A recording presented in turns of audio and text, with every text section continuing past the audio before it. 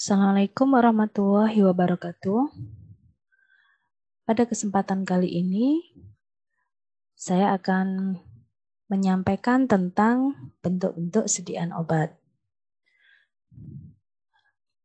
Sebelum kita masuk ke dalam penggolongan obat, kita akan melihat dulu definisi dari obat berdasarkan Undang-Undang Kesehatan. Jadi obat adalah suatu bahan atau bahan-bahan yang dimaksudkan untuk dipergunakan dalam menetapkan diagnosa, mencegah, mengurangi, menghilangkan, menyembuhkan penyakit atau gejala penyakit, luka atau kelainan badaniah dan rohaniah pada manusia atau hewan, termasuk juga memperelok tubuh atau bagian tubuh manusia. Kalau kita lihat dari definisi obat di sini, maka sebenarnya fungsi dari obat ada beberapa. Jadi tidak hanya sekedar untuk menyembuhkan penyakit saja, tapi juga ada fungsi untuk menetapkan diagnosa. Contoh di sini obat sebagai untuk menetapkan diagnosa, contohnya adalah pada pengujian alergi pada pasien. Nah, pengujian alergi ini dilakukan dengan cara menyuntikkan suatu zat tertentu yang sering kita kenal sebagai alergen ya, ke bagian kulit dari pasien. Nah, di situ nanti kita akan mengamati bagaimana reaksi dari atau respon dari kulit tadi. Apakah ada reaksi kulit berwarnanya menjadi kemerahan seperti alergi atau tidak. Nah, di situ alergen termasuk ke dalam golongan obat yang fungsinya menetapkan diagnosa. Contoh yang lain adalah pada saat pasien melakukan uji untuk memastikan apakah seorang pasien itu mengalami penyakit TBC atau tidak. Maka di situ pasien biasanya akan disuntikan suatu zat yang sering disebut tuberkulin ya, yang digunakan untuk memastikan apakah pasien itu menderita TBC ataukah tidak, positif TBC ataukah tidak. Dengan cara setelah disuntikan beberapa hari kemudian diamati kulit yang tempat disuntik tuberkulin tersebut, apakah ada persyaratan yang terpenuhi bahwa dia positif ataukah tidak. Itu untuk menetapkan diagnosa. Fungsi berikutnya adalah sebagai pencegah penyakit. Contoh obat yang bisa digunakan sebagai pencegah misalnya adalah vitamin, vaksin, dan lain sebagainya. Kemudian fungsi berikutnya mengurangi gejala penyakit. Jadi di sini bukan menyembuhkan tapi hanya mengurangi. Contoh obat yang fungsinya mengurangi adalah analgesik ya. Kemudian analgesik di sini tidak menyembuhkan, tetapi hanya mengurangi rasa nyeri pada pasien. Misalnya pada pasien sakit gigi, nah di situ ketika diberikan analgesik memang berkurang nyerinya, tetapi ketika penyebab penyakitnya tidak diatasi dengan obat ataupun tindakan yang sesuai, maka akan berulang lagi nyerinya ketika respon atau efek dari analgesiknya tadi sudah turun di dalam tubuh. Nah, ada juga obat yang fungsinya adalah menghilangkan, menyembuhkan penyakit. Contohnya di sini antibiotik. Jadi antibiotik itu bisa untuk menyelesaikan infeksi. Jadi bisa membunuh bakteri yang menyebabkan infeksi. Contoh antibiotik misalnya ada amoksisilin, cefadroxil, dan lain sebagainya. Jadi dari definisi obat ini kita bisa melihat bahwa fungsi dari obat tidak hanya menyembuhkan saja, tetapi juga ada beberapa fungsi yang lainnya. Nah, untuk penggolongan obat ini bisa bermacam-macam berdasarkan pengelompokannya. Ada yang berdasarkan jenisnya, ada yang berdasarkan mekanisme kerja obat, ada yang berdasarkan tempat atau lokasi pemakaian obat, berdasarkan cara pemakaian, berdasarkan efek yang ditimbulkan, berdasarkan asal obat dan cara pembuatannya. Nah, yang pertama adalah penggolongan obat berdasarkan jenisnya. Jadi ini adalah penggolongan yang sudah dikenal ya dan berdasarkan peraturan. Golongan yang pertama adalah obat narkotik. Ya, ini sangat terkenal ya bahwa kita memegang saja, membawa saja ini sudah menjadi masalah gitu ya. Nanti kita jelaskan satu persatu. Yang kedua adalah obat keras. Obat keras ini ada 3 jenis. Yang pertama obat keras biasa, ya obat keras. Kemudian ada obat keras tertentu atau OKT. Ini yang sering kita kenal sebagai psikotropik. Ya. Ini gandengannya narkotik biasanya ya. Tapi di sini psikotropik ini termasuk golongan obat keras. Kemudian OWA, obat wajib apotik. Obat wajib apotik ini obat keras, tapi bisa diberikan tanpa resep dokter. Kemudian golongan ketiga adalah obat bebas terbatas. Yang keempat obat bebas. Yang kelima obat prekursor. Yang keenam adalah obat-obat tertentu. Nah, golongan yang pertama adalah narkotik. Berdasarkan Undang-Undang Nomor 35 Tahun 2009, di sini ada definisi narkotik. Narkotik adalah zat atau obat yang berasal dari tanaman, bisa dari tanaman ya, atau bukan tanaman, baik sintetis maupun semi sintetis, yang dapat menyebabkan penurunan atau perubahan kesadaran, hilangnya rasa, mengurangi sampai menghilangkan rasa nyeri, dan dapat menimbulkan ketergantungan. Dan dibedakan ke dalam golongan-golongan sebagaimana terlampir dalam undang-undang. Nah, ada berapa golongan? Narkotik itu ada 3 golongan. Ya, untuk penjelasan singkatnya, jadi bahwa golongan pertama itu hanya digunakan untuk kepentingan ilmu pengetahuan dan penelitian, tidak untuk kepentingan lainnya. Dilarang diproduksi atau digunakan dalam proses produksi, kecuali dalam jumlah terbatas, ingat hanya untuk pengembangan ilmu pengetahuan dan pengawasan yang sangat ketat. Sehingga tidak ada pengobatan menggunakan golongan 1 dari narkotik ini. Contohnya di sini adalah opium. Nama latinnya Papaver somniferum. Di sini semua dipakai ya kecuali bijinya. Kemudian eritroxylon coca. Ini menghasilkan kokain nantinya ya. Kemudian ganja, ini daun ganja. Ini adalah golongan 1. Kemudian ada golongan 2. Golongan 2 berkhasiat sebagai pengobatan, tapi sebagai pilihan terapi terakhir.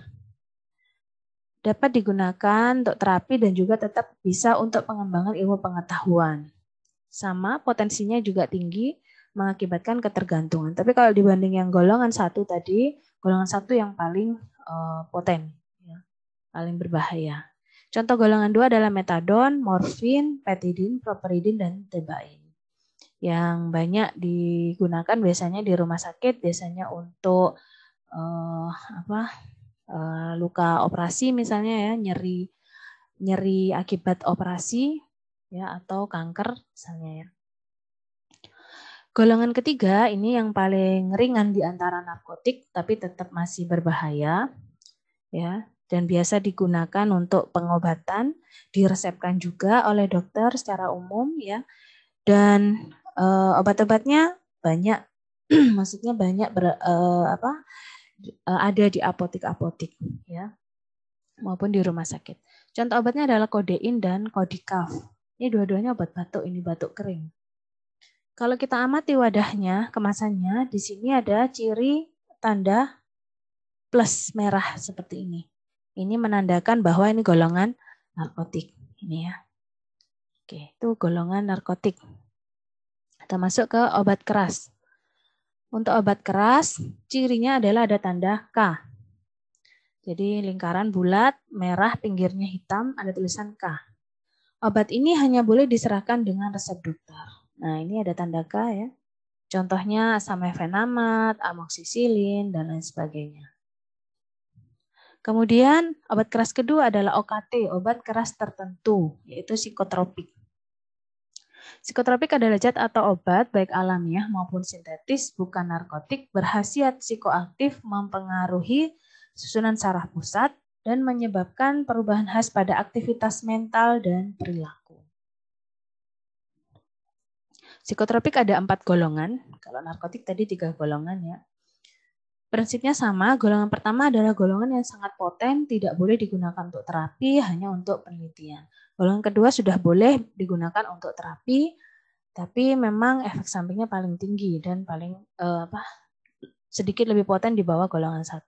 Sampai ke golongan yang 4, yang sering dipakai untuk pengobatan yang paling umum diresepkan oleh dokter ya golongan 3 atau 4. Ya.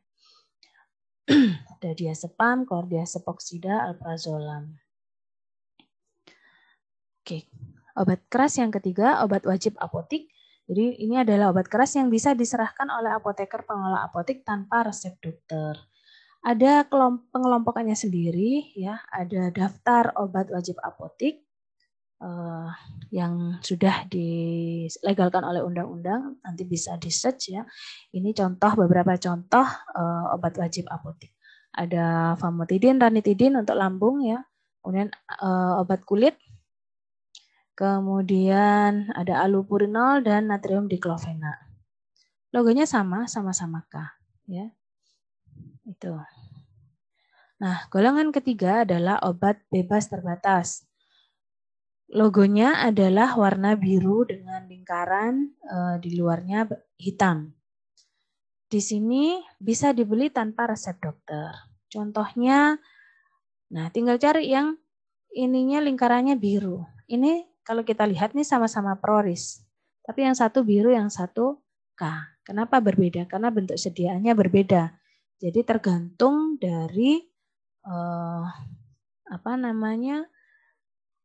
pengelompokannya dulu. Bukan sekedar zat aktifnya, tapi bentuk sediaan berbeda. Kadang juga penandaannya juga berbeda. Sesuai dengan masing-masing kriterianya. Nah, pada obat bebas terbatas selalu terdapat tanda peringatan. Biasanya ada kotak hitam, kemudian ada tulisannya, baik P1, P2, P3, P4, P5, dan P6.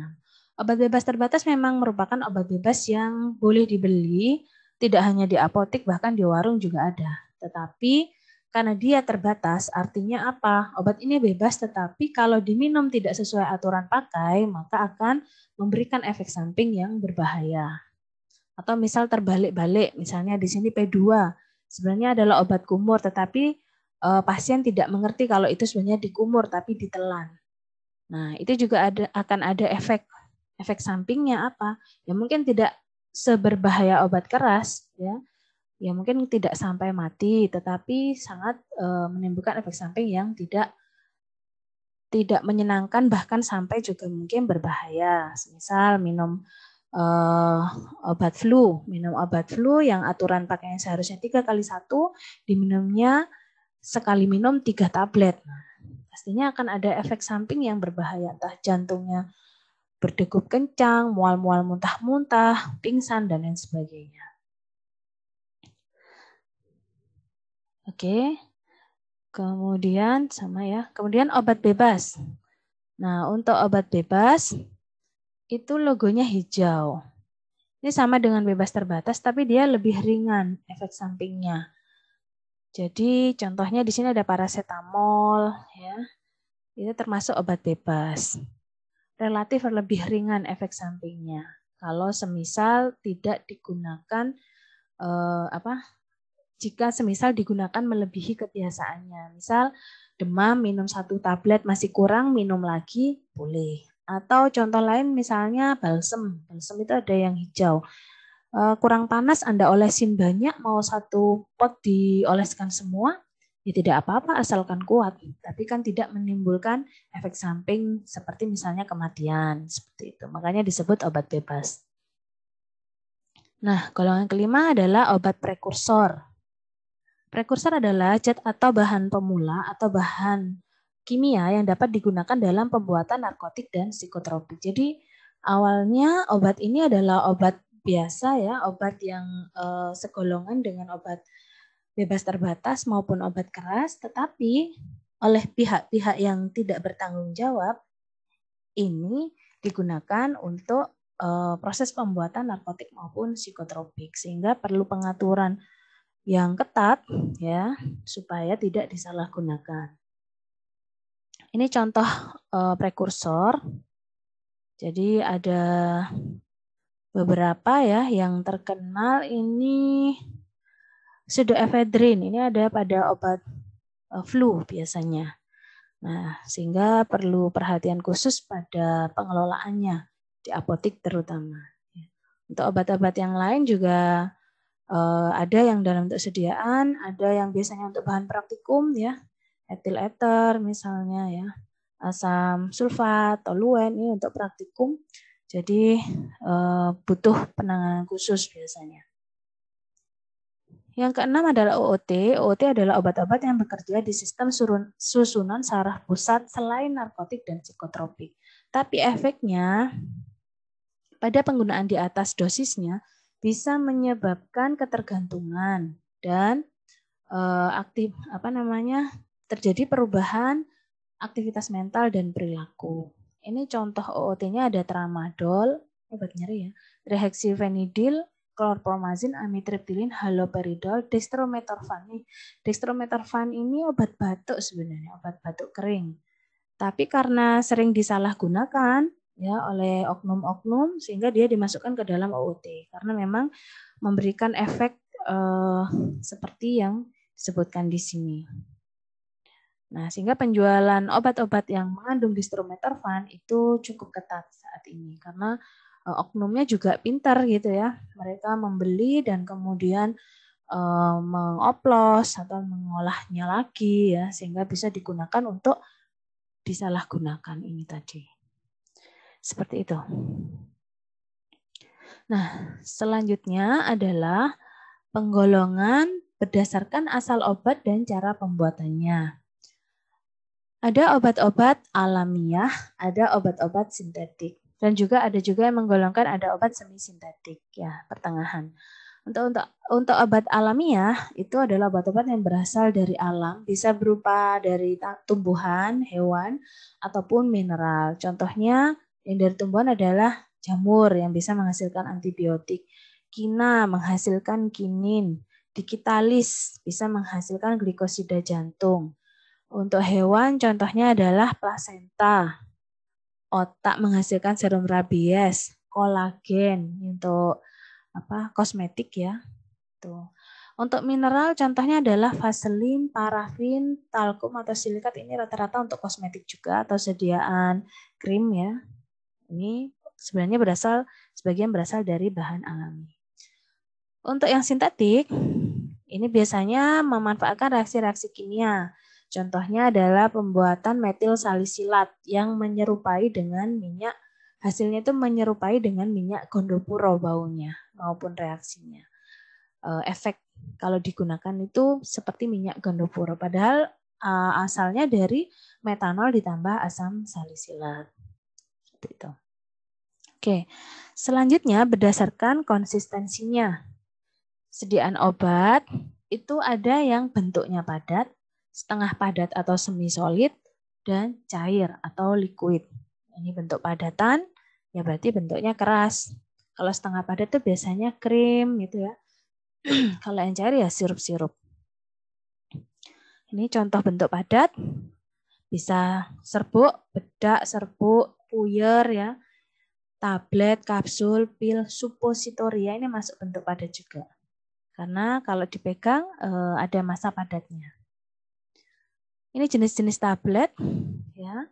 Ada istilah tablet kompresi. Tablet kompresi itu tablet yang dibuat dalam sekali tekan. Oke, tablet kompresi itu istilahnya dibuat dalam pengempaan ya. Jadi dicetak langsung ya dengan mesin cetak tablet. Kemudian ada istilah tablet sublingual atau bukal. Nah, sublingual atau bukal. Kalau sublingual itu diletakkan di bawah lidah seperti ini. Kalau bukal itu disisipkan di pipi, di rongga pipi. Ya. Kenapa kok bisa dibedakan seperti itu? Karena tergantung tujuannya. Kadang ada obat yang diletakkan di sublingual ini lebih efektif, contohnya obat jantung. nitrogliserin, ISDN, isosorbit dinitrat gitu ya. Dia lebih efektif kalau digunakan di bawah lidah dibandingkan per oral biasa. Karena di sini banyak pembuluh darah yang bisa langsung mengantarkan obat tadi itu ke tempat yang dituju. Nah, ada lagi istilah tablet salut. Ini saya jelaskan istilah-istilah tentang tabletnya dulu ya. Ada istilah tablet salut atau coating ya. Ada yang tablet salut gula, ada tablet salut enterik, ada tablet salut selaput. Apa bedanya? Kalau salut gula itu tabletnya dilapisi gula. Jadi ada lapisan gulanya untuk apa? Salah satunya adalah untuk menutupi rasa yang tidak enak dari bahan aktifnya, sehingga perlu ditutupi. Kalau rasanya tidak enak kan pasien tidak suka meminumnya atau bahkan mungkin muntah gitu ya. Jadi diberikan lapisan gula. Kemudian ada tablet salut enterik seperti ini. Untuk apa? Tablet ini dilapisi suatu lapisan yang dia tidak hancur pada saat diminum dan masuk ke lambung. Karena kalau dia hancur di lambung, biasanya akan mengiritasi lambung atau menyebabkan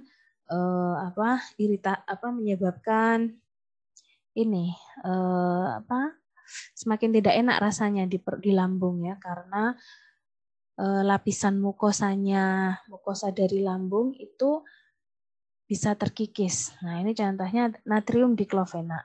Di sini dia nggak pecah di lambung, tapi dia bisa pecah atau hancur di usus. Jadi ketika di lambung dia masih kuat, di usus nanti dia hancur, dan di usus dia bisa diabsorpsi dengan baik. Yang ketiga adalah tablet salut selaput. Jadi film coated biasanya istilahnya ya. Ini disalut oleh selaput tipis. Ada yang larut maupun yang tidak larut air dan akan hancur di dalam lambung sampai di usus. Ini kemudian istilah yang lain lagi ada tablet kunyah. Apa itu tablet kunyah? Tablet kunyah itu hancur setelah dikunyah. Contohnya apa? Antasida, obat lambung. Itu dikunyah akan lebih baik. Vitamin-vitamin ya, tablet kunyah untuk vitaminnya anak-anak itu Fitcom misalnya ya. Kemudian ada tablet effervescent. Effervescent itu tablet yang isinya mengandung asam dan basa.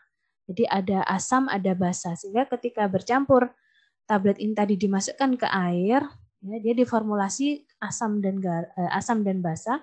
Kemudian penggunaannya adalah dimasukkan ke dalam segelas air. Maka akan menghasilkan suatu buih. Buih itu apa? Buih itu berisi karbon dioksida, CO2. Yang memberikan rasa yang lebih segar sehingga bisa menutupi rasa yang tidak enak dari zat aktifnya. Contohnya apa? Contohnya redoxon, CDR itu ya. Kalau CDR itu kan ada kalsiumnya. Kalsium kalau dalam minuman tuh rasanya kan tidak enak. Nah, maka dengan dibuat effervescent ini bisa menutupi rasa tidak enaknya kalsium. Kemudian ada istilah control release tablet. Nah, ini adalah tablet yang dibuat untuk lepas yang terkendali. Jadi pelepasannya terkendali. Misalnya ada obat yang seharusnya diminum sehari 3 kali. Tapi kalau diminum sehari 3 kali itu kan pasien bisa saja lupa. Dan mungkin obat ini adalah obat yang penting yang harus diminum terus-menerus. Nah, dengan membuatnya menjadi suatu formula kontrol rilis, ini bisa diatur obat itu tadi supaya minumnya sehari sekali misalnya, sehingga dia nggak perlu berulang-ulang dan itu menimbulkan kepatuhan bagi pasien. Nah, untuk obat-obat kontrol rilis ini itu dilarang dipatahkan, jadi dilarang meresepkannya atau meminumnya separuh ya ataupun dipuyer ataupun di kapsul. Maka itu dilarang. Kenapa? Karena ini sudah dibuat suatu sistem terkendali. Kalau dihancurkan, maka akan membuat dosisnya menjadi kacau. Ketika masuk ke dalam tubuh dia akan kacau dosisnya dan tidak efektif. Bahkan bisa jadi berbahaya karena bisa jadi overdosis.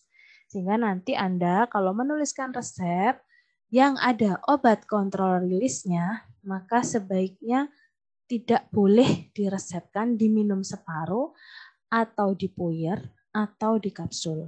Seperti itu ya. Oke. Nah, setelah tablet ya, tadi contoh sediaan padat lainnya adalah kapsul. Kapsul itu adalah sediaan obat yang terbungkus cangkang. Ini ada ukuran kapsul. Semakin besar ukuran kapsul, ini nomor 3, itu artinya ukuran kapsulnya paling kecil.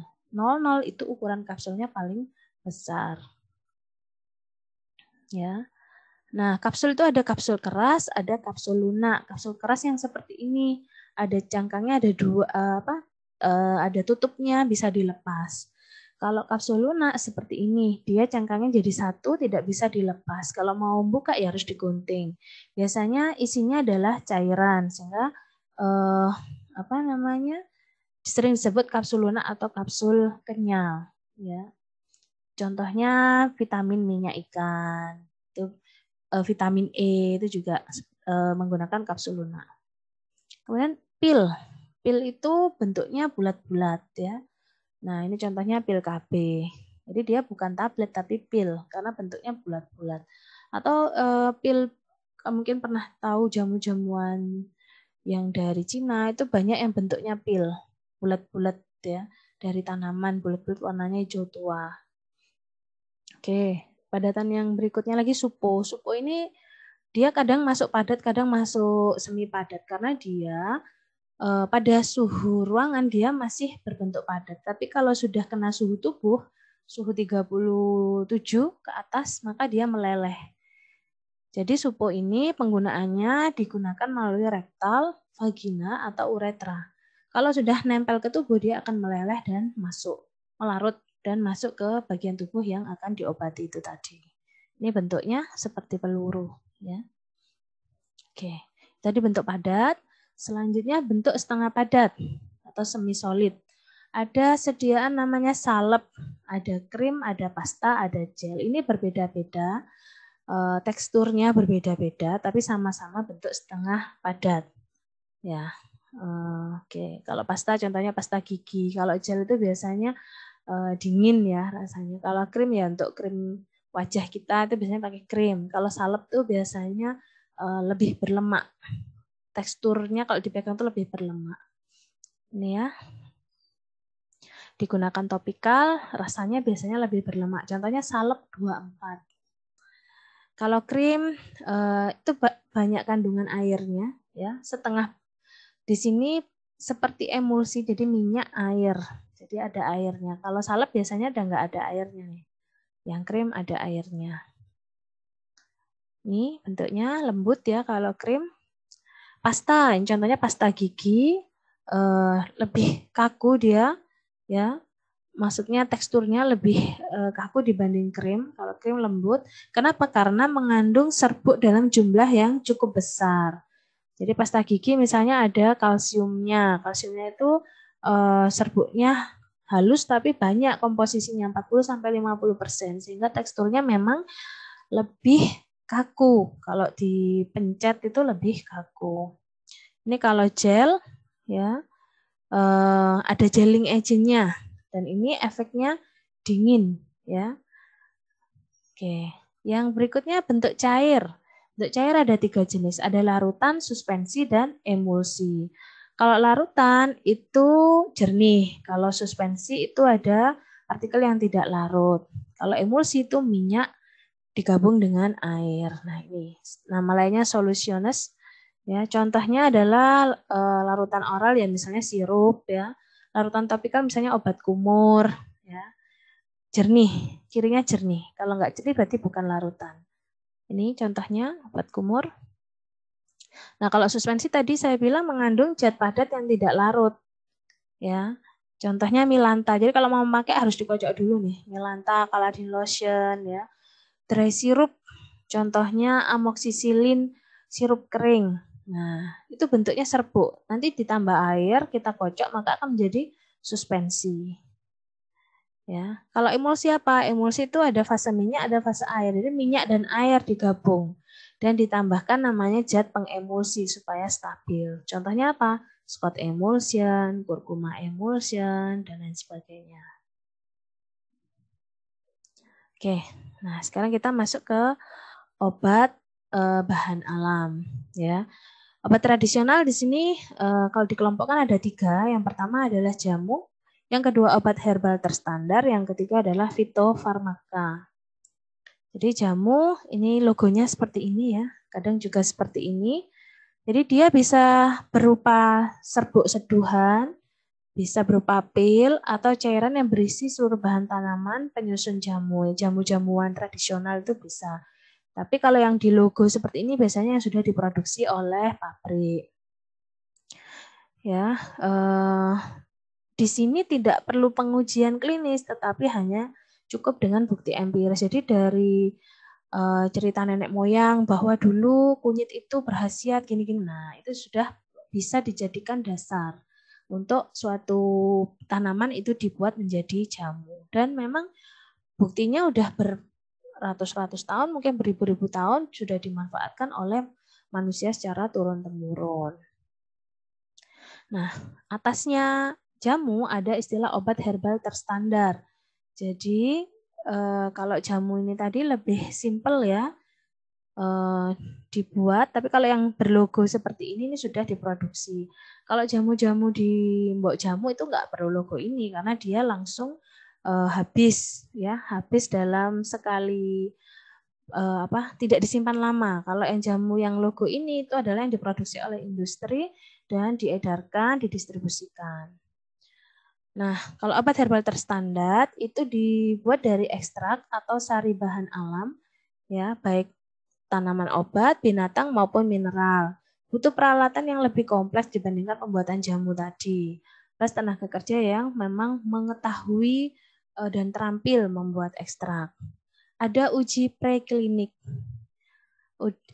Kemudian standar pembuatan ekstrak tanaman, standar pembuatan obat yang higienis, uji toksisitas akut maupun uji toksisitas kronis.